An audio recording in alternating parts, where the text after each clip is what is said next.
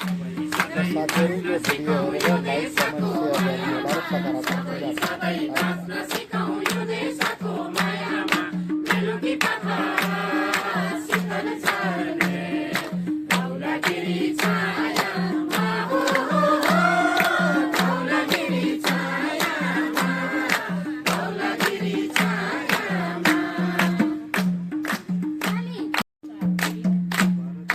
युवाको शोषक मास्टर